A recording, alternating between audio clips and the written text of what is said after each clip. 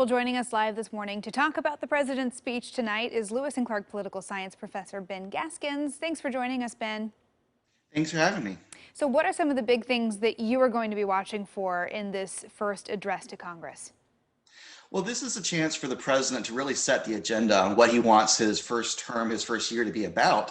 And it's interesting that this is happening after his first 100 days in office. So he has a chance to both look back at his first 100 days and celebrate the COVID relief plan, how vaccinations are going, but also to push forward with a fairly ambitious domestic policy agenda, especially. And so, there's a little bit of an interesting disconnect between how ambitious this policy is, or his policies are, and his rhetoric about unity and bipartisanship. So I think he's trying to strike a delicate balance of being seen to want to do a lot of things and to be ambitious, but while also trying to speak to the average voter and not come across as overly partisan. Does this speech historically help or hurt presidents? Well, ultimately, there's not a huge amount of impact that it has.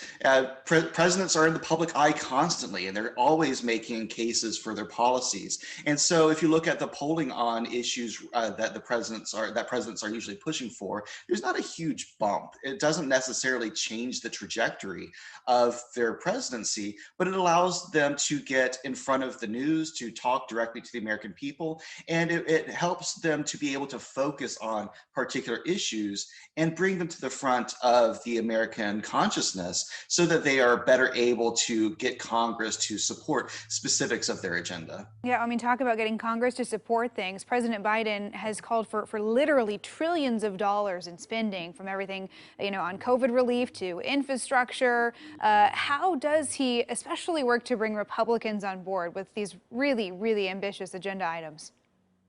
It's a great question and something that he's trying to have to figure out. And I think he's really focusing on the fact that his agenda, by and large, or in specific policies, are more popular with rank and file voters, including Republicans, than they are with Republicans in Congress. And so part of the purpose of this speech is to reach out to voters that might be willing to give his policies a chance, even if their representatives are more skeptical.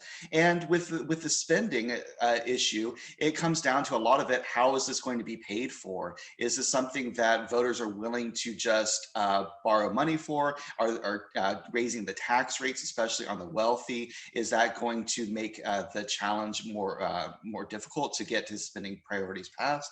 These are big issues, but it's his chance to really make the case to average voters that his policies are the best direction to go with. Yeah, let's get into that. This is a speech before a joint session of Congress, but obviously the American people will be hearing this too. So what do you expect the president to try to get across to us as viewers as opposed to those who are in Congress? Well, it's really, I think, about a change in tone and direction. President Biden has been very consistent over the course of his campaign over the past year that his presidency would represent a change in direction, both substantively, but also in terms of tone and the direction of the country from President Trump.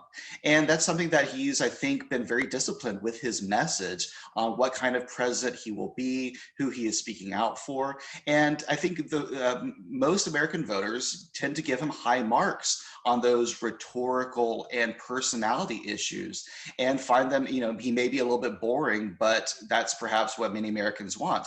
And so he's been very, very consistent with his approval ratings over these 100 days. And so now it's up to him to leverage that kind of general approval into more specific, tangible support for, as I said, a very ambitious domestic policy agenda. Yeah, it'll be interesting to see how he makes that case. All right, Ben Gaskins from Lewis and Clark, thanks for joining us this morning.